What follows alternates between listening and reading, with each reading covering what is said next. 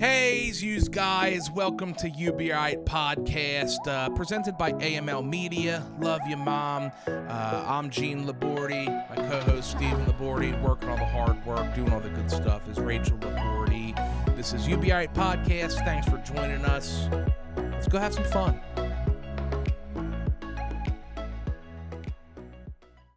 All right, welcome everybody. It's been a little bit. Feels longer than it is. The days are throwing me off because it's getting dark earlier. So early, dude. Yeah, it's weird. It seems more than normal. But for introductions, this is You Be Aight podcast presented by AML Media. Love you, Mom. I am Gene Labordi. My co-host and brother and friend of friends is Stephen Labordi. Best friends. Best friends. Right? Yes. I mean, if not, you should tell me. I got this guy I just met, so start working a little bit more. Okay. And Rachel doing all the stuff, editing. The final project has her signature all over it. So if you don't like it, her fault. But yeah, we got some things to talk about today. But just so you know, you're gonna be all right. Coming around the holidays, things are getting stressful. Take a breath and just know you're gonna be all right. We're two prime examples of you'll be okay. You'll be all right. Yeah, some things have happened, and guess what, guys? I'm all right. But it is a tough time of year for some people. It is. Thanksgiving's approaching. Mm-hmm. And for me, my favorite. I love Christmas. It does make me feel jolly. I've played Santa a lot. Thanksgiving though, the fall, and this has actually been like a fall, like leaves didn't just immediately fall and go straight to snow and sleet right away. Yeah. And it's made me think of my mom because she loves fall, all the colors. Yeah, the whole season was kind of a holiday. Mm-hmm. One thing I really miss about our mom is her giddiness to decorate. Yes. I don't have any of that in my life. And it is nice too because it was where I look at it as stressful and something you just have to do. She genuinely loved it.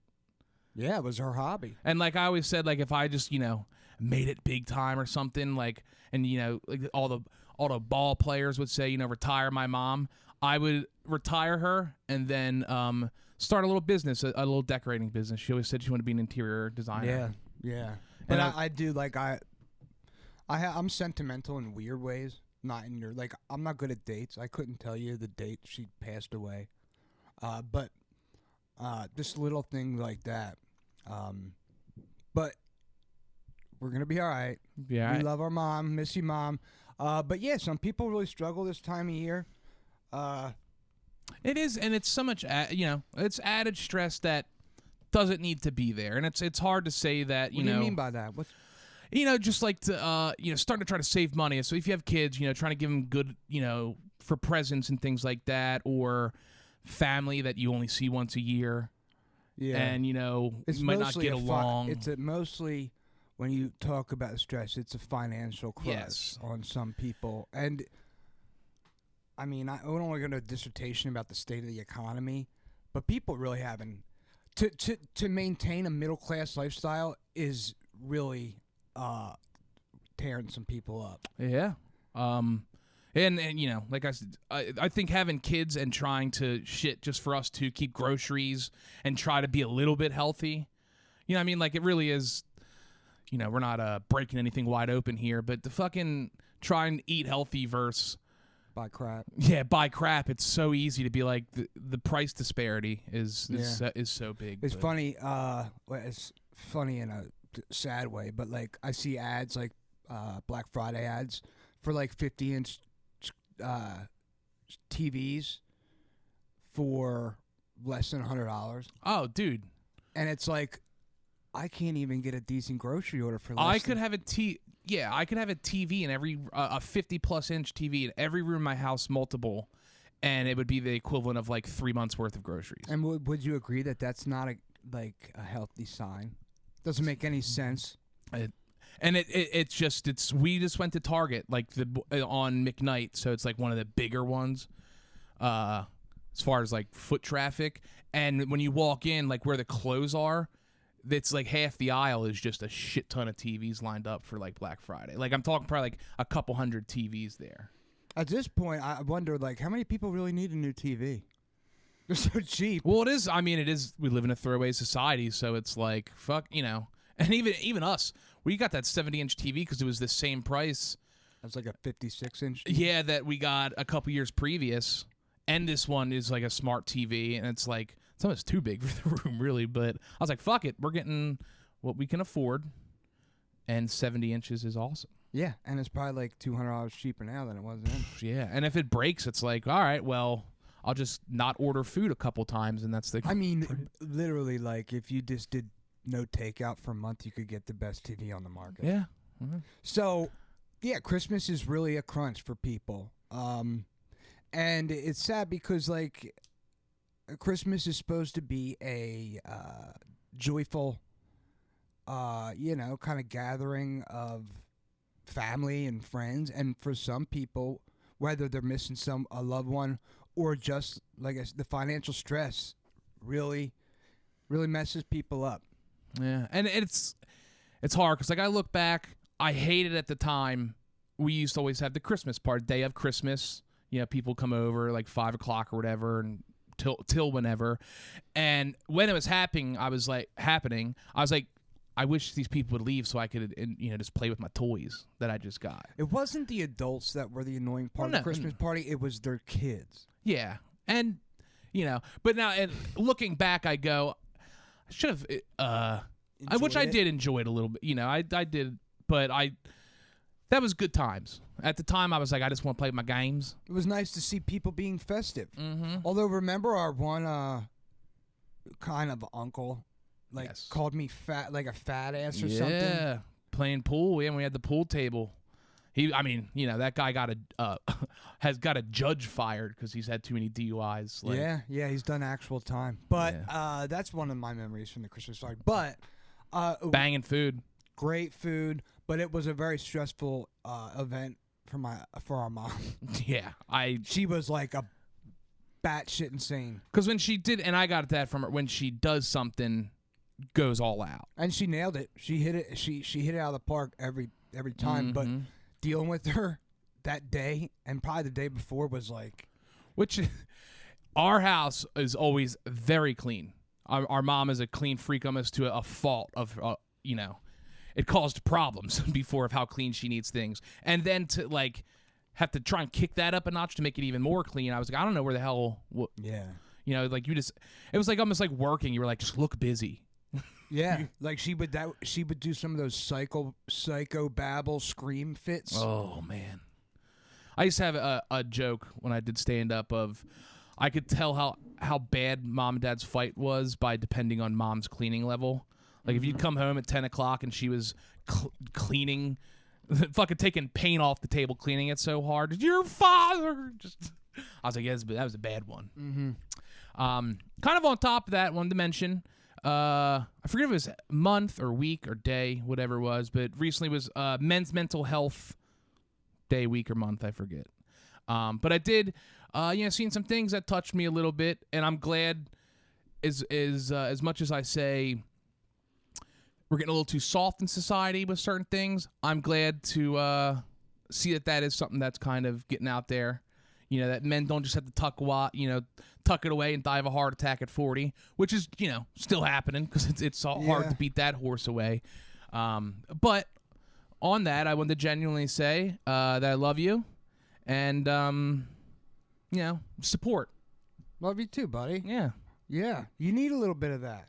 It's hard. We're lucky because we don't work in a coal mine and we don't have to, scrape together pennies to feed our children. But it's hard out there for everybody, and we men are supposed to be the protectors and take care of everyone out there. If you have a dad, brother, good friends, make sure you let them know that you genuinely love them, and cut them some slack. Communication channels need to be open, and if you can be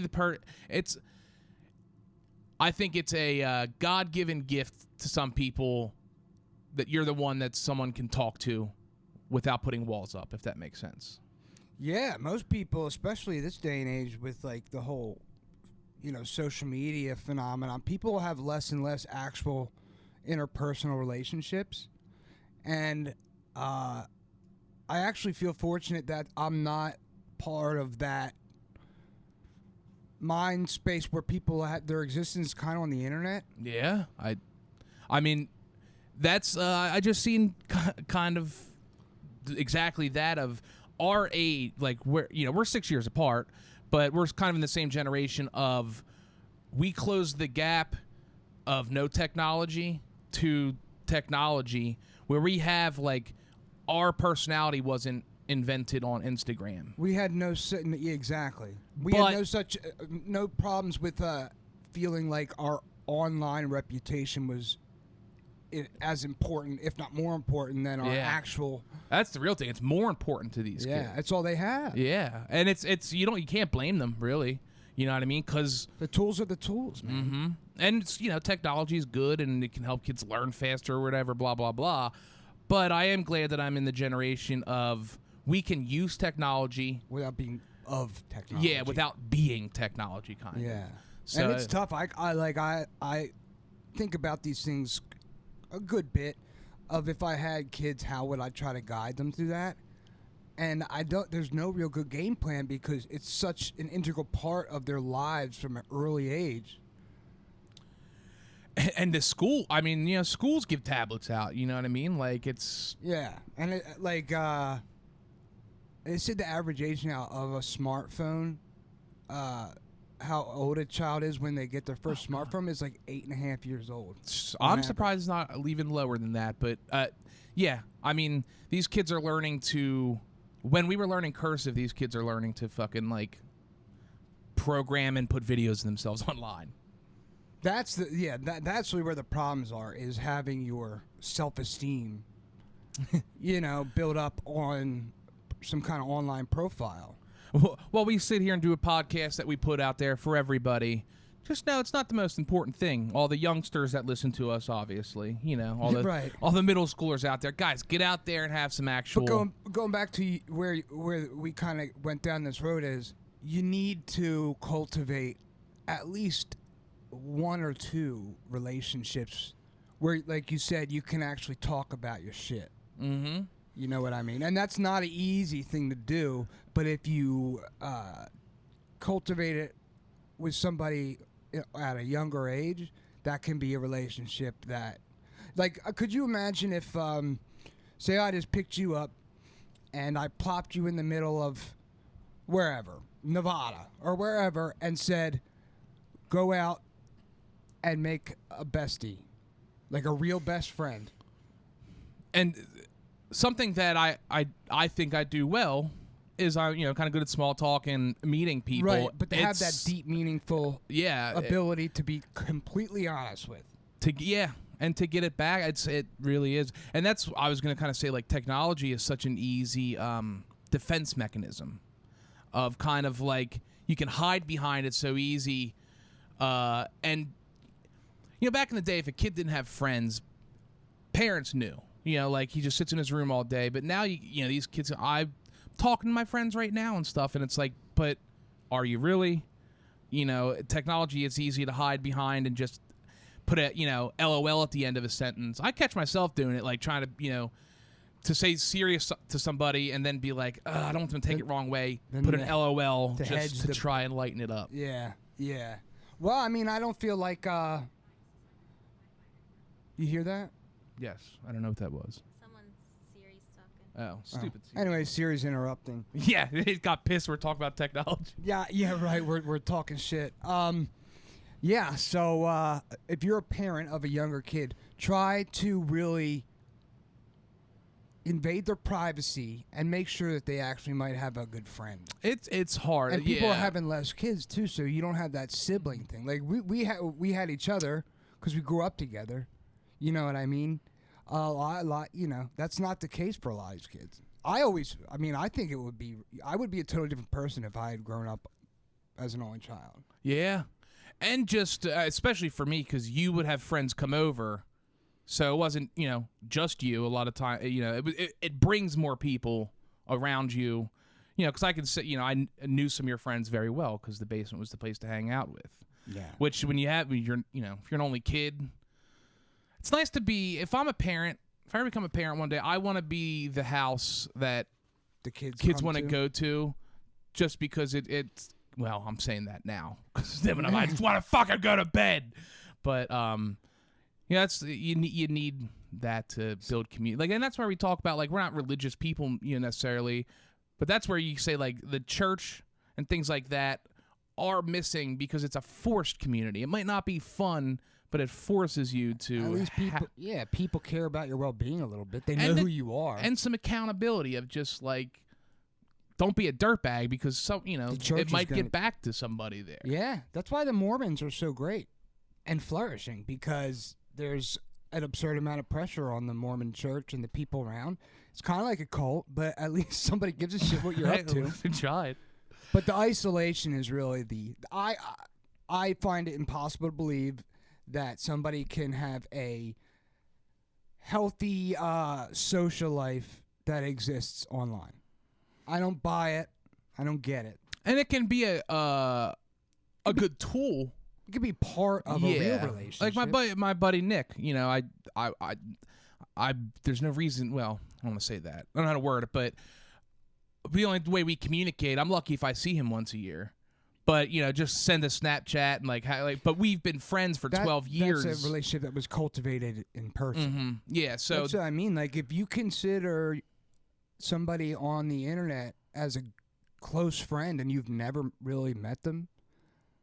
But that's the way the world is these days. I don't know. Maybe I just sound like a fucking antique, but I can't imagine being able to fully build a real trusting relationship with someone I've never even seen. You know what it interests me, and I remember we had to do it, but because everything's so quick too. So there's no time to sit and think of it, and it costs you $0, and it's so quick to send an email or text or whatever. But pen pals, back in people there used to be people that would never meet, and you would write one letter a month and have a genuine. But that's because you had to sit down, and it cost money and time and effort to make something. That's a little bit different. Somebody at a rest stop on vacation, and I asked them if they wanted to be my pen pal, and I wrote to her for 10 years. That's pretty cool. But there's also, like you said, when you actually are handwriting something, you really show a lot more of your personality. To sit and think, and to edit it. I'll tell you what. I've sent and received love notes back and forth kind of, but they were letters, and you people are you could really spill your guts more easily with pen and paper than sometimes you can face to face. I think with a text, it's so to send it and know you're going to get a response right away, especially now they fucking read it. So I know they got it and seen it. But when you send a letter, it's you're putting yourself out there on a limb. But it almost lets you have a little bit more balls, kind of depends what kind of letter it is. Well, no, I'm saying a love letter. I'm away for 6 months. I'm kind of a new relationship or something. To do do I put love you at the end of it and things like that? It might make you think more about it, but you're going. You know what? You do the same. It's thing. in ink. Send it in the mail. It's also a lifeline for people who are incarcerated. Yeah, they're the only people out there still writing letters. Dude, there's a whole website, and it's not to get hookups outside of jail. It's and it's funny, these guys, they send videos to this website, and I guess I don't know. I guess the jail has to help because they have a computer with a camera there, but they just go on there. I'm like, hey, I'm Dave. They all make the same joke, I'm on vacation for 6 to 8 months in Arizona right now, kind of thing. And it's just I love tattoos, angry women, and whatever. But I guess that keeps them sane in there. Anything to keep them from fighting each other. But yeah. One thing kind of connected into a little topic of social. I've never had a problem with being social, going up to talk to people. Me and Rachel have not been to a friend's house or gone out in quite a long fucking time. Like a little gathering. Yeah, so we did a Friendsgiving at our buddy Kretzler's house yesterday, and we didn't know what to expect. One, I've never been to his house yet. He's got a pretty serious girlfriend. They live together, and this was the first time we were meeting. There's a whole lot her. of new all at once. Yeah, and a lot of like our side of the friends weren't going to be there. I already knew from the group text, so like we didn't know if it was going to be sit down and eat, if people are trying to rage or whatever. It was nice because we're 31 now, so there still are a couple people that do want to rage, like because he even said, he was like, I got the spare bedroom set up if anyone needs to crash here. But then also like fancy ass charcuterie boards are out, and like there were some people there that were a little bit older. I was surprised, not really sure how he knew them. But on the car ride over there, I was like, I got a little bit of butterflies right now. Yeah. And also, this is the first time I've been in like a very social thing like that, and not drinking. Yeah, of course you had some nerves. And not bad. I was kind of excited. I mean, I was, to see a buddy I haven't seen in a while, and to see what was going to happen and get some banging food. There was some good ass shit there. But like I went with a Red Bull in hand as kind of a deterrent of like, nah, I'm good right now. Cause people were drinking, have a good time. It ended up everyone was gone by like, that's what happens when you're in your 30s. Yeah, no. And it stunk cause it was a beautiful week, and he was going to have a fire and stuff. And he had, I think like 2 games of beer pong got played. But everyone was like, I don't want to do this anymore, kind of, and like, was it mostly couples, singles? All couples. I don't think there was a single person there actually. Kids? No kids. People with kids? I'm not sure. Really? Maybe one. Yeah, but nothing was really tall. Everyone was a dog parent there. That definitely was, and there was 2. They have 2. Pit bulls, so, and they've never had a party like that, so I got stomped by dogs.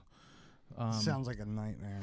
Nah, it was very nice. It's at first awkwardness because Kretzler's not necessarily the best of hosts. Yeah, no, because he's got a lot going on. Like I said, he's not sure what to expect, and I've kind of been there too. Like when we were kind of the place for a lot of times people would come here, seeing that transition of like, everyone would come with just what they're drinking to like, should I bring a hot dish kind of thing? And to be like, 5 years ago I would have worn gym shorts and a case of beer and like maybe let a couple people have some and some Fireball shots in my pocket. But I was like, they were like, no, we have plenty of food. And I was like, Rachel, we have to make something. We can't go empty-handed. Like, yeah, things change. It's nice, and but I'm glad you went, because I thought maybe you would not want to go. Nah, I was, and it was. I mean, this is the first time. It's funny because he was, we're catching up. He's like, "You looking good?" I was like, "Yeah." I was like, died a couple months ago, so that's pretty cool to be out and breathing air still. And this Red Bull's nice. So nobody was like probing you. No. And they're all too pretty much. Well, there was some really his cycling friends or whatever. Like the one dude was drinking water out of like a glass, a juice, a reused juice container. And I'm just thinking, I'm like, what? Yeah, he wanted people to notice that he was doing that kind of. At first, I thought it was like moonshine. Yeah. The way it was like a Welch's grape juice? No, like one of the organic glass ones. Yeah, and he kind of like, I don't drink out of plastic. Oh, okay. Or and it's just to bring that do yourself to a party. Do your thing. But he was a cycler, and just talking. He's talking. Second, he started talking about his like macros, and this is my. I'm treating myself today. I'm going to have a couple more pieces of turkey. I was like, this guy's a fucking boner. Actually, he was a nice guy. No, I know. Yeah, I get what you mean. Like, but and I do that too. When I do something, I get involved. And talk about someone who likes gear. You always bust my balls. Kretzler is tenfold that. Like cycling gear? Yeah. And, it's funny, I guess. I was like on top of his fridge, a bunch of like protein shake things. I was like, what you got? It was at like $500. He was like, there's about 11 up there. And he was like, yeah, about $500. I was like, damn. I threw that out as a joke. I know that shit's expensive. And he was like, yeah, that back closet's got all my riding snacks, Cliff Bars and stuff. But the kid looks fucking good. He's really in shape. and he's not riding a dirt bike. Almost breaking. He broke his leg like every year for like 4 years. The first 4 years I know him. Which shit. If I wish I could just love getting into a hobby like bicycling. Yeah, there is. When you go to a party with mostly people that are into like a certain thing, it is kind of like I have nothing to talk about when it comes to cycling. And were they like looking at you side-eyed because you're fat? No, well, you know me when I'm in the corner, like, and I'm like, sorry. But it was funny because they're also too, mostly everyone besides like the like two couples, big weed smokers too. So there still was like kind of cycling hippies. A little bit, but not really. Not all. There was only like one guy that was a cycler there. No, 3 of them were. Oh, well, only one that made it. Yeah. Obvious. And they were a little bit of an older couple, and they sat down and didn't move from their seats, which, there was a lot of people there. But it's just, anytime you try to bring groups of friends together, and his girl was really sweet, they were making the effort to try and make everyone feel comfortable. But it is, you just see, like, I kind of hung out with the stoners a little bit, even though I didn't want to smoke. And then, those dudes were cool, and, like, I was feeling out. I went and smoked a cigarette and seen someone else like, you going out to smoke a cig? And I was like, nice, got another. Yeah. I always say, like, when you start a new job or something, like, there are some pros to smoking cigarettes, and it is, you get to know, there's a reason to stop and have a conversation with somebody. And it's because, like, it's a good time limit, too, because, like, if the conversation's not going well, you're like, I'm not jiving with him. All you got to do is finish your cigarette, and then, I've tested that market, not going back to it. Right. I'm avoiding that guy. Yeah. But it was good you got out of the house. Mm-hmm. Little festivities. It's a shame it was bad weather, because it would have been nice to have a fire, and I think people would have stuck around longer, but... It rained all day yesterday. Yeah. And it started... It got cold, too. It got, like, windy, like, sideways rain, and if I'm cold out there, no one wants to be out there for sure. Yeah. But now it's a good time. Glad to get some social interaction. It is a muscle, small talk and being social and stuff. So you got to make sure you keep working. Exercise it. Little bit. But we had a good time. Would you stay up for, like, let me guess, 3 hours? Almost 4. 4, yeah. Mm-hmm. Okay. And we kind of like we were like, the middle of the pack as far as getting there, and then some people left like pretty like soon as we ate they left. Do you think that's like uncouth to eat and leave? Not really. And it wasn't like a sit down and eat, but like she took out the turkey, like all the hot stuff at the same time. You want to eat it hot, but nah, everyone. Because if I would never host a party like this, and maybe in some circle, but anyway, I wouldn't even think twice if somebody showed up. I'm just happy people made the effort to show up. The big thing is, you don't want to take leftovers, because everyone does bring something, and they had a shit ton of food and whatnot, and like that's like the one bad thing of hosting a party, because everyone brings a dessert too. It's the easy thing to bring, and so that they left.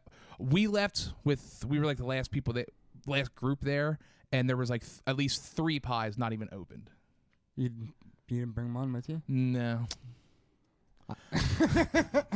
I don't need pies, bringing a whole pie. And then I'm like, because I told her, I was like, well, I have Thanksgiving on Thursday, so I feel bad, because I used to be that, like, after our parties, I'm like, well, Rachel, we're eating macaroni salad and chicken legs for the next week and a half. Yeah. Yeah, I don't know. Some people don't feel weird taking leftovers. Like, I've never... I even think she had like some containers to give people, but I would have no shame taking a fucking freezer bag full of leftovers with me or whatever. But you know what? My stomach got a little weird at the end. Too much Red Bull, dog. I didn't eat all day, and I actually had a cup of coffee when I was getting a shower. Yeah, not eating all day is not good for you. Not saying it is. I do that every day. Wasn't, and it wasn't like bad, but I was like, all right, let's just kind of get out of here. I'm ready to. My tolerance for hanging out if my stomach's bother me is very low. I will say, if the charcuterie boards were still out, I would have grabbed a couple of the salamis and cheeses and stuff. But I'm thinking, I'm like, I don't want to bring home turkey. Well, actually, most of the turkey I'd eaten, but like, I don't want to bring home stuffing or mashed potatoes. There was no green bean casserole though. I didn't know. Violation. Yeah. But there was like this Thanksgiving casserole that was fucking banging. Some fancy ass spreadable cheeses. That one fucking cheese, I don't know what was in it, but I would have eaten that whole ball of it if I just got. It was good because I kind of hung out in the corner for most of the time, just the thing. But if I was more comfortable, like if more of my friends were there, I would have hung out on that charcuterie board for quite a while. Just lingered. That fucking spread was good. There was meat and some dill in it. It was banging. Meat and a cheese spread. Yeah, well, I'm like not gonna real judge it. I tiny, wasn't there. tiny, small things. Like, and it might have been salami in there. I'm not sure, Okay. but it had dill in there. I love dill and fancy crackers. But overall, nice time. Good time. Yeah, it was good to get out. A little bit farther than we thought. Not bad, but we're getting old. Like both of us drive. Rachel drove because I don't like driving. Rachel always drives. I know. But it was dark and rainy, and we were both like old people. Like, all right, let's pay attention. We can't see good. I just want to get home and sit in my underwears. But no, it's a good time, and yeah, no, we're in a weird situation with my friends. A lot of them Have kids. and it's hard to do it. Just to even go somewhere with kids is, let alone you be the person, having the shindig. Yeah. None of this is all normal Oh yeah. aspects of adult life. And that's why, like, I do keep, even though we don't even, like, talk that much, but, like, just a fantasy league, like, I'll keep this going for as long as I can, just to have a group text message to, like, give us a reason to at least talk to each other every once in a while. But, so we haven't seen each other in, like, almost a week and a half. Just a week. Was it a week last weekend? Because we had the bye week. Last week was bye week, so maybe it was 2 weeks. Not full 2 weeks, but any fun happen on your end? Shenanigan? No. Did anything happen? Exactly how I like it. Farm and ice. Yeah, farm and ice. Balancing my the thermostat. Don't want to run the heat too much. Yeah, I can imagine, especially with you being top floor. It's nice having a smaller space like that because you can warm it up real quick. Mm-hmm. But it's been because it was beautiful all week. It was awesome. And then at night it would get cold.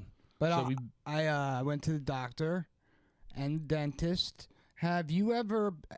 We have the same doctor's office. Have you ever met with the guy with like a wonky eye? Yes, He's cool as shit. That's I see him a lot actually. Matt is his name. Matt, physician's assistant. Mm-hmm. Yeah, I met him for the first time. He was cool. He was the first guy that I had to show my butthole to. Well, he seems like a guy I wouldn't mind. When I was going all through, like, 'cause I was there and I was like, oh, so I got, and he was like, oh, let's check it out. I was like, oh, damn it. Shouldn't say. Yeah. But I was, as you know, I was in there just because yearly I have to go to the doctor just to continue getting my my Zoloft prescription, and I'm annoyed because it's such a formality. Yeah. But I was my appointment was at I forget, but I got there and then 7 people got there after me, seriously, and everybody looks like half dead. There's some people, yeah. I don't know what it is. It was weird. I felt not uncomfortable, but I was like. And it's pretty small in there. Everything's a pretty small room, small waiting room. There was stuff. a father and son both walking with canes that were shuffling in. There was an old lady with a push cart and an oxygen machine. I felt like I don't need to be here, do I? Like, these people, seriously, the boomer, they need to die, man. They will not die. These people, they're the worst generation as far as their attitude. They won't give up their fucking houses. And they're 95 years old and they're upgrading. And they're not nice. They're the worst. That's what I'm saying. They're judgmental. They deserve things. You know what I mean? Like, everybody that was born after them is lazy and aren't willing to work hard. Which, by the way, this is their children. Yeah. You raise these people, if that's the case. There was an article about how the boomer generation, something like 75% of them are not willing to sell their houses at current market value. They think they're worth more, and something like they are refusing in large numbers. Even if they do sell their houses, they get something else equally as big, if not bigger. Look, yeah, we experienced that firsthand. I know, but this is it's just a whole generation of people who refuse to die. Don't. And then when you look at the numbers behind it of income versus what it costs to live and things like that, and yeah, it's like they'll say that, this generation's lazy, especially, the hardcore Republicans and things like, There are 1,000 figures you could point to say that the economy is not what you had but that's so obvious I don't even mention that part of it. Yeah. But these people are just ignoramuses.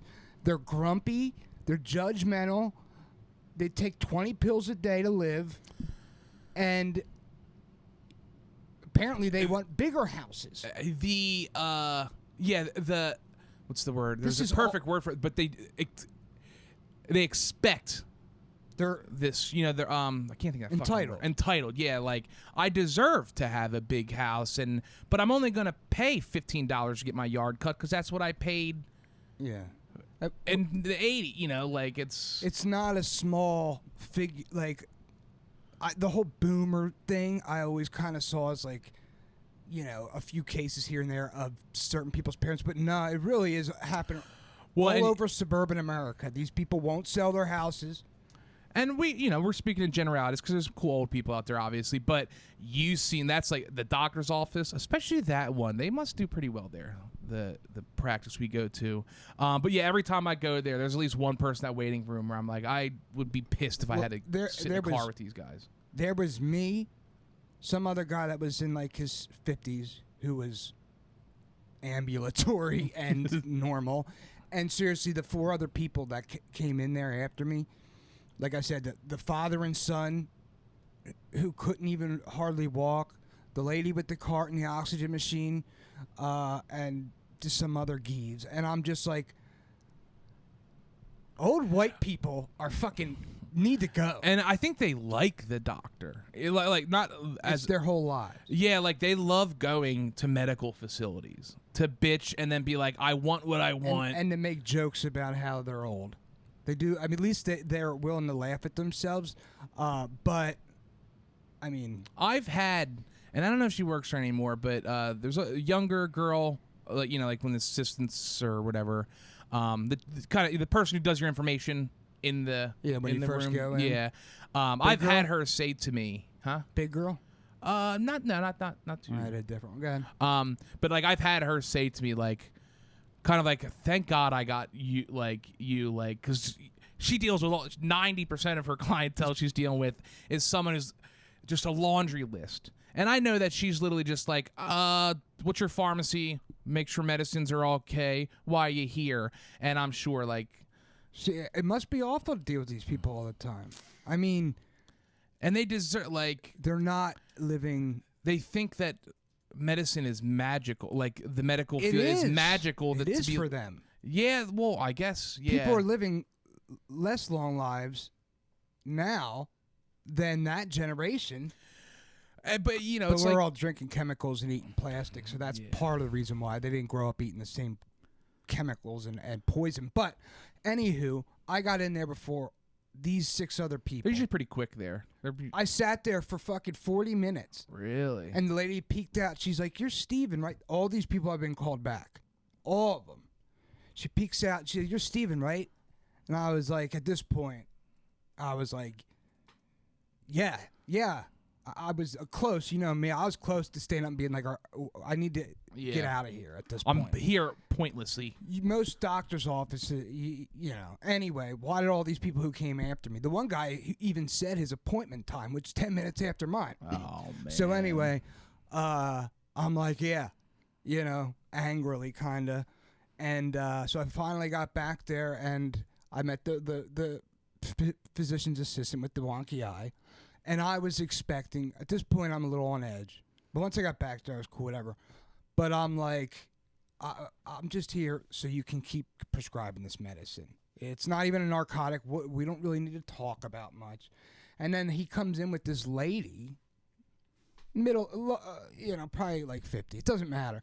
Typing the whole time. The whole time we're talking. She's all the like doctors there clacking have away. just a scribe. But so they literally type. Mm-hmm. Why don't they just use some kind of technology? I don't know. Probably because liability, you could blame somebody. But yeah, they all have somebody. It was like, and that's the first time when I had to get my butt looked at. That was like I was. And she was in there. No. She won't Anytime, step out. they'll go. Please step outside. So it was just. I couldn't do that all day. Just type people's conversations. But anyway, That might be a fly in the wall, and the only responsibility is to just be like every day. Not My every mom day. used to do that, but the doctor would record. And then she would type it. transfer. Like she would get the tapes later, Basically, and she like would type data it all. entry. Sorta. Yeah, transcription. Yeah. Mm-hmm. But dealing with the like I said, and you've seen it too. All these people are like, need to go, or at least. And I don't want to go on that rant because the boomers really are as bad as people make fun of them for. That is like the worst place to experience that. You're seeing them in their glory of pieces of shitness. And so like you said, entitled and judgmental of generations after them, as if nobody's even whatever. Well, and to see it from the back end of it. Here's the thing: they don't know anything. Oh, yeah. They don't know anything, and our father is example. But they want to call the shots. They want to tell people what's wrong with their lives, how they're ruining the country, how this, that, and they are ignorant. Most of them. The people, we grew up, going back to the technology thing, used to be out of bullshit because not everyone had Google right in their pocket to find things. And some of them, like a certain person, if they say it, that's God's word. You know what I mean? Like I could be an expert in something, and I could tell it to our father. But if a certain person that he deems is smart enough, a proper authority. or whatever, like that person can say start drinking paint. That's gonna fix it. He would go with that as opposed to That's the whole Fox News phenomenon. Is and just other examples of what mainstream still feeds. Like they know their demographic is old, dying people. And part of it isn't their fault. They grew up where you could trust the news. Mm-hmm. Yeah, and now true. it's changed, but it's they're just full. They're just ignorant. But just to finish, on the doctor, we got into like a discussion about suicide because he asked me. Do we need to change the medicine? Is it working for you? Definitely no thoughts of hurting yourself or anything. And I was like, no, it's actually been really good for me. It's been incredible. Yeah, it's been incredible. But I was like, I've never considered killing myself. It's fun to joke about. And he got a chuckle out of that. We do say, I'll kill myself. Yeah, a couple times a day. But no, and I was like, I don't have anybody in my family history who's actually killed themselves. But on my dad's side of the family anyway, there's a lot of depressed, pissed off motherfuckers. So I just don't, I already know what I'm like without the meds. So let's just keep it how it's going.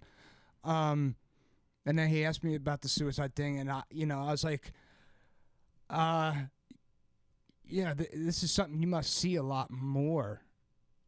I basically, I forget exactly what it's, but I was probing to see like how often does people answer yes to that question. Yeah, you know what I mean.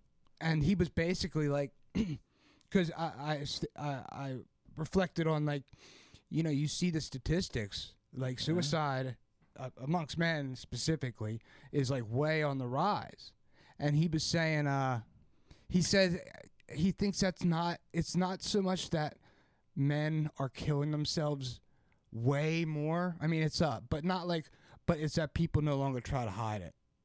When someone in their family kills themselves, it's acceptable to say like he committed suicide. Well, a lot of times they try and use it as a message of like talk to somebody. Yeah, get the awareness. And I was kind of surprised that he I had never really thought about it like that.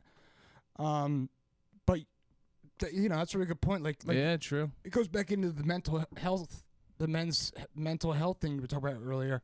it is more socially acceptable to at least admit, because people used to be real buried into the church and everything. So like, someone killing themselves in your family was like, well, he's going to hell. Exactly. Which a lot of people still think that. But anywho, it was just really this guy sees a lot of people just like me all the time.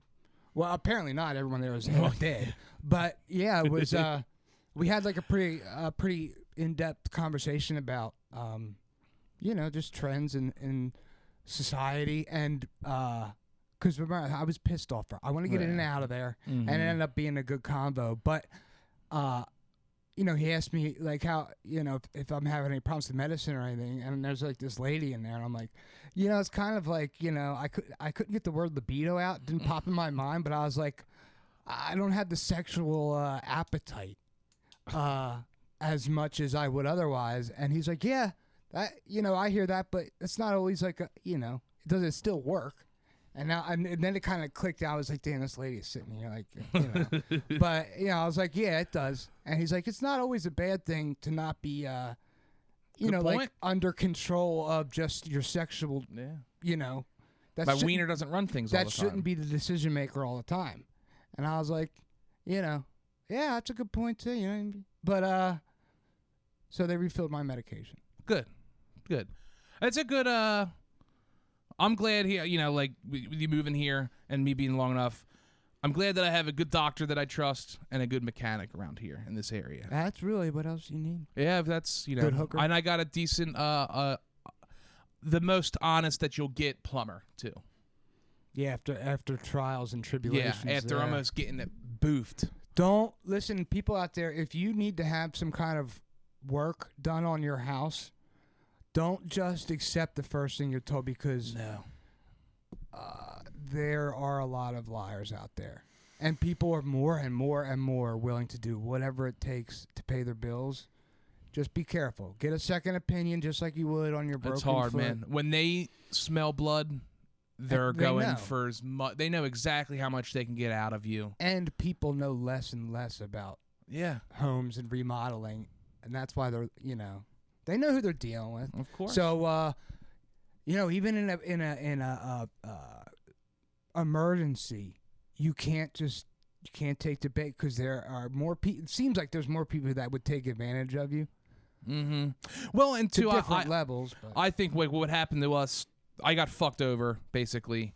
Almost spent a lot of money. Luckily, our plumber now got us out of that, but the afterthoughts of that person is not only pissed that they didn't get, that sale didn't happen, because I'm sure that salesperson gets commission after the work's done or whatever, but like to want to fuck me over and have zero regret about it, and probably go, not that we're, but that guy probably lives in the same type of house we do and sees a young couple and kind of almost go like, yeah, well, fuck them. That's what I mean. You're a mark. You don't give a shit. It wasn't like, I didn't realize. They're still young. They, if we fuck them over, people are desperate out there more, and it doesn't get talked about because it's not a topic that's pleasurable to talk about amongst, the media and whatnot. Like, people are really, really struggling.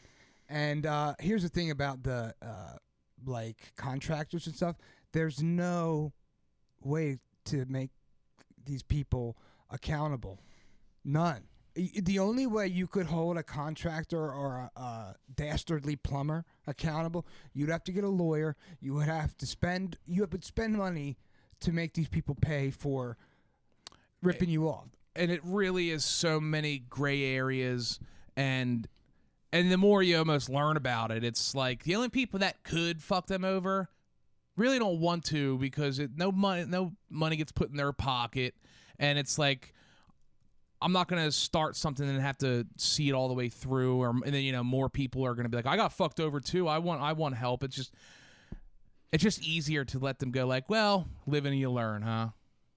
Yeah, well, that is the biggest downside to me of a society that is no longer a community in any sense of the word. There's no concern about, I don't want to have a bad reputation. Everything is transactional. Which is, it's kind of funny if you think about it. It used to be word of mouth. And like, it was like, how many people do you know that you can tell don't use that plumber? He fucked me over or whatever. And now we have technology that makes it so I can search this person, but it's so... There's too many There's options. too much. Yeah, so... And a person could be like, they left a screw in my yard, give him everything else was perfect, give him 1 star. And then the same person that really got fucked over and be like, I don't have a roof on my just house. Get lost in the sea of complaints. Yeah, and it's like, oh. That's why it's nice to have a landlord for in some cases. A good landlord. No problems yet. Yeah. Well, in your case, and because everything was up to, everything was new. No problems, but also stay away as much as possible, pretty much. You don't want them, because I have had buddies lived in apartments that like... You don't want nosy... The general whatever, the person who like keeps up on shit, like is nosy about shit. Yeah, I don't want to... Yeah. He wants to catch you doing something. Which doesn't make any sense financially. Yeah, people get bored, and that's entertainment to them. They wanted to be a cop, couldn't, make it. Yeah, so right. I'm a property manager. They want to have a little power. And they want to go home. That's one thing that always... Like when someone is a bitch, you go to Target, person cuts you off in line and then yells at the lady to get 5 cents off. The thing that bothers me is not that. It's, I know that that person is going to go home and that's going to be their story for the next week. I can't that wait. They're going to, because I've heard, and I told that motherfucker, no, let me see a manager. Like, that's exciting for them to... You're bored, so the only thing you fucking have is to be like, you want to hear the fucking bullshit I got into this week? I made someone quit Target. That 18-year-old will never work retail again. I seriously impacted this person's life because you ever see I see it on Twitter occasionally. Somebody with like a pretty high profile, lots of viewers or followers, whatever, like complain about service at a restaurant or something, and fucking. I like this one guy. He's a multi-millionaire. He does like a business podcast, and he went to this restaurant where he got bad service, and he put it out on Twitter. He put him on blast. He put him on blast for millions of people because his daughter didn't. He had to ask twice for a Shirley Temple. Oh my God. He left a cent as a tip and wrote this fucking obnoxious up my own ass little note on the receipt for them. And here's the best line. I'm never gonna eat here again. I vote with my wallet. I'm going somewhere, or some fucking uppity douchebag shit like this, and then put it out for millions of people. That's the thing. Yeah, not only because you're rich, you think your opinion matters, and you have no qualms with fucking up this restaurant over a Shirley Temple. Yeah, probably a fucking family-owned restaurant. That person's like, I'm about to ruin their fucking... Even their kids aren't going to be able to afford their t-ball practice. I mean, this guy isn't like kind of wealthy. He's like very wealthy. And now listen, he's a fucking old white guy with a goatee. He's a stupid douchebag. I get pissed when I'm somewhere and the person... Listen, a lot of people don't like their jobs, especially in the service industry. Like, I hate when they're being asked, but I'm very non-confrontational. Especially in food service. Yeah. But I'm good at going like, they're probably having a bad day or whatever. And I've eaten food that wasn't supposed to be given to me because I'm like, I don't want to piss anybody off. That's a little extreme, but there's no good excuse to be rude. And especially with a platform that big, like who the fuck do you think you are? Money doesn't necessarily make people bad, but it definitely brings out your true character. This guy is a fucking asshole. Money is the root of all evil. Not that money can be good for a lot of things. I'm not saying that well. But every time there is that scenario and you run into shit we're talking about right now, money, either lack thereof or too much of it, causes people to fucking... do crazy, unacceptable things. But, everybody should work in their life. Like, if you could create a civilization, you have to work a year of service or... This is why labor work or some something. people like the rule like in Israel, hot topic. I'm not going down that rabbit hole. But in Israel, like, you have to do 2 years Military. of military service, unless you have. What do like, they call really something good reason. service? Just national service?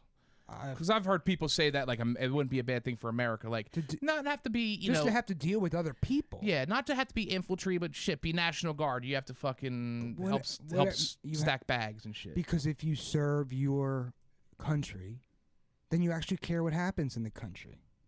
But anyway, that's on tangent. People, you ever see? I don't even want to get. People money are fucking obnoxious, and social media makes people so dumb. This guy, like, he should be canceled for that shit. I vote with my wallet. And he thinks he's so righteous. That's going back to that thing of like what he thinks. He's like, I'm doing this for the in his mind. He's like, I'm doing this for the people. I deserve my hard spent money, and my daughter didn't get a Shirley Temple right away. Literally, I would at least have like embellished. I hope your daughter gets fat off Shirley Temples.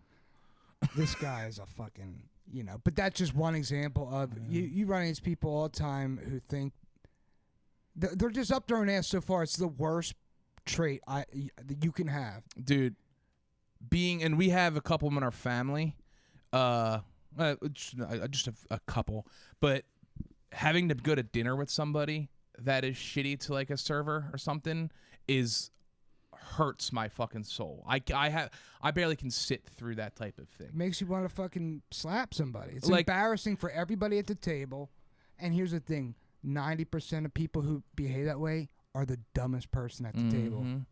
And especially in a fucking restaurant setting, everyone knows don't fuck with people who serve your food, but being nice goes such a longer way because, even if that fucking person purposely was like, I'm not giving her a Shirley Temple, and you ask 4 or 5 times, I guarantee getting angry isn't going to get a Shirley Temple quicker. But if you can be nice and show some fucking some human emotion towards them of being nice, like, hey man, I'm sorry to bug you. She's thirsty. She's been wanting it. Like, it's just the mere notion that somebody forgetting your daughter's drink is reason for you to even lodge a complaint. Yeah, that's not even Yelp worthy, let alone fucking use your gigantic million people platform. It's the mindset of ignoramuses who have a couple bucks. Just people empathize a little bit. Have a little humility. Humility's sexy, dude. And listen, if these fucking people have waitresses and a full staff that can feed you, just think back 2 years ago when no one was working, so you couldn't even get this shit. So, like, just be grateful that you can sit down at a fucking restaurant This dude's so way past that. I hope. His name is Tom something or other. Oh, no, dude, his Twitter handle or whatever is @thebizdoc. Oh, is he one of the... he's like a he's a business social guy. Like he's on the Patrick Bet David podcast. He's the old white guy with a goatee. He's savvy in terms of markets, but clearly he's a shitty human being. That's the BizDoc. Cool guy. Just people who take rough. themselves seriously. Instantly, I really am not interested in that. Them. It's hard work, man. The service industry is not fun. Just and in any, to fuck it, that's someone like you have all this money. Go do something fun, dude. Don't bitch about a Shirley Temple. It's just you're not that important, dog. That's the thing that fucking warps your brain. Nobody could have 1 million friends in life, but you can have 1 million followers, and people fucking get that messiah complex. You gotta always have some. Have to have somebody to check your ass. To check you. If I found out that somebody shot and killed this guy, I wouldn't even give a shit. I'd kind of be happy. It probably would be a server that was like, he got me fired. It'd be the owner of this restaurant. Yeah. Possibly fucking taking food out of people's... I vote with my wallet. 1 cent. 1 cent is a tip. He on thought a he was so... When he put that bill. up there, he's like, I'm a genius. I can't believe not everybody wants... He's one of these guys who fucking thump free market capitalism as it's some secret they invented. Yeah. Yeah, off your hard work. Yeah, it's... Anyway, we'll do that on the next podcast. And I'm not a communist, But these people, man. These people. These people. Rich, where are we out of time? An hour. Okay. Real quick, just shower appreciation. Okay. I've been loving getting a hot shower before I go to bed. Which is, not new to anybody out there. Showers are awesome. It's new to you. Showering, I'm doing like twice a day now. I'm your brother. I'm glad you're showering. There's some times I got a little funky. You got a little funky. I do. Yeah. Part of life. Part of life. But part of laziness, being in funks and things like that. Showering is it's very regenerative. Damn, Rachel, how do you say that word? Regenerative? It's a tough one, kind of. Regenerative. Yeah, I think she hit it. Regenerative. Okay. It's rejuvenating. Mm-hmm. Okay. And it's not just that you get clean. Something about it is mentally soothing. Well, so here's what the reason I brought it up. And I have and I used to do it, and also having long hair does stink. Because it just takes longer if you're going to wash your hair. But I got back into having a groove of, like, I can't just get into a silent shower. And I really don't like music that much in the shower. You need a silent shower. Like, I listen to podcasts. Oh. So, like, it's just, it's a way. Hey, whatever, man. Starting a routine to get me to get ready for bed, to have a perfect hour-long podcast, take my dump while the have podcast is on, turn the shower on, have my speaker you're a night going. dump guy now, huh? I'm a all-the-time dump guy. Still? No. Actually, I've been pretty, you should twice a day, morning and night. That's like halving it, at least. Yeah, there's been some days, like I said, not eating the greatest, and well, that's but it is it's funny to how you can trigger your body's memory to like Duke before you usually shower. Well, and I not always, but if I'm going out, if I think I'm going to be out of my house for more than 45 minutes to an hour, I will make sure I don't have to dump. Yeah. It's just something in me. I don't do that at all. Yeah. But I mean, it's not a bad habit to not it's at the very least you're doing funny. an extra wipe before you go out of the house. Good for you. I am the biggest proponent of everybody's personal hygiene is something that should be first and foremost. If you stink in public or you look like dirty, it's the bare minimum. It's not hard to wash your face. Yeah. But podcast, shower. While I'm showering, put a chew in. I've been chewing again, which my nicotine level's been a little too high. But I'm not, there's a lot of other things I'm not doing anymore. So give me a break, people. It's the first time I'm liking really hot showers. Yeah, it used to be a cold. And I still end by putting it on cold because it closes your pores. And I seen it. I don't know if I've been talking about it or my phone's been hearing, but I've been crazy dry. And you mentioned when you cut my hair, you're like, holy shit, dude. Like, you were flaked up. Yeah, it's flaked up. Too hot of water. It strips like oils off of you that should be on there. And so if you're doing like 2 showers a day, because sometimes like, and you're talking like almost an hour each time. No, I'm not. Nah, 20 minutes if that. Okay, that's it. That's still a long shower, but I usually hang out a little bit. Yeah, but I like to stretch a little bit. My back's been fucked up and stuff, so like I let the water just hit my back for a little bit and kind of do some stretchings and stuff. But I have noticed my skin being crazy. That makes sense, actually. Okay. And it's which stinks because it's nice. Like, but there's ways, especially like you slowly build up the heat, and then before you know it, I'll turn because it's on my back, and I'm like, it's nice. And I'll turn around and touch my face and realize how fucking hot it really was. Yeah, but it does help you sleep, doesn't it? Oh yeah, especially when you stretch in there. I can't get into bed wet. No, you got to dry all that hair. Well, I don't wash my hair all the time because also then my that would be dumb, yeah. Well, it makes my hair dry, makes my scalp dry, and you're really not supposed to wash that your hair that often. But it gets a little bit wet. But I have that head wrap thing with shower cap. No. I don't even wear the shower cap actually. No, the thing I fall asleep with. It's got headphones, Bluetooth headphones. Oh, okay. But it's like low profile and it's like just wraps around your head so you don't have earbuds in. That helps like kind of keep your hair out of the way. Dry while I'm sleeping. And to get in fresh, clean sheets and fucking you're just out of the shower, nice dry, get in there and you fucking rub your feet together and just blank. Being out is awesome. Yeah. That's been so shower appreciation, men's mental health and shower appreciation. And be nice to your fucking servers people. These just people be nice to people in general. You don't have to like them. I dislike lots of people. And you know what? You look at someone like our grandfather, who was, I'm sure when he was, you know, he had to be tough on dad and stuff, but that dude was a beautiful soul, smart, fucking a gentleman through and through. Totally. His generation, and then you see like the raised boomers came from them. So. But I will say this. He was a very intelligent guy. He's also someone I always looked up to. I have some things in common with him, but that's what I was saying. People that are rude and up their own asses are dumb people. Mm-hmm. If you have any kind of social intelligence and emotional intelligence, you just don't behave that way. So, yeah, all you rude fucks out there, everybody knows you're dumb, too. And you know what? We don't respect you for being rude. You know what he did that a lot of old people don't do now? So the ones we know? Hobbies. A fucking healthy hobby. That dude, you know, he was in the photography, golfing, and, you know, all woodworking and shit. Like that.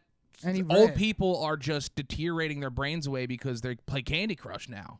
Wow, you know, they retire, and if you don't have a fucking healthy hobby or something to keep your hands busy, you gotta use your brain a little bit. Yeah. That's why he would read all the time, and that was one thing I was like, I'm gonna do that too. Yeah, Grandma, me and Mom doing puzzles, and he was fucking making ducks that are real shit out of wood. The only thing I could never get on board with, he really was like an idol of mine. I thought he was the coolest dude when I was a kid, but I couldn't get on board with two things about him that has not changed. I'm not a cat guy. Yeah. He was a big cat guy. And he tried to feed us jazz music. Yeah. And I can't get into the jazz music. Listen, it's one of those things. That's the heyday of jazz. I get it. I always say I fucking respect it. So the best musicians. I know someone who doesn't even like jazz, but he's a drummer and he does jazz. Like he plays jazz because he's like, I have to showcase my talent, and this is like the hardest music. So that's how I do. But I agree with that. Not a cat person. And it's funny, too, because when he was getting older, he was like falling asleep at the wheel sometimes. And it was like, yeah, this fucking music blows, dude. Yeah, for real. It's literally just like, fall asleep. Well, there's jazz in there. What's the other? Jazz and fusion? Jazz fusion or something like that? Which is like, just sounds like mayhem. Yeah, there's like too much going on. Yeah. But that's a fucking cool dude. It's my namesake. I got that, and I got a love for hobbies off of him. Speaking of love for hobbies, I know all you guys eyeing up my spaceship. Yeah. Pretty fucking dope. It is. As far as Legos go, it's up there. Yeah. But I think that'll be it. We'll keep some stuff coming out there. Let's go Birds. Oh, I got a old white lady. I was wearing my Sixers shirt. She goes, I'm from Philly. Go Sixers. I was like, go Birds. She was like, fuck yeah, go Birds. I was like, oh, yes. So that was nice. That pepped my day up. Welcome back. We're back. Yeah, we're back. Happy holidays coming up here. Fast. Stay sane. You will be aight. Love everybody. I am Gene Labordi. This is Steven Labordi. You'll be all right. And Rachel Labordi, take us out. Where's your saxophone? I told you to start playing the saxophone. I forgot it. Okay. God. Redo. Start from the beginning. Bye, everybody.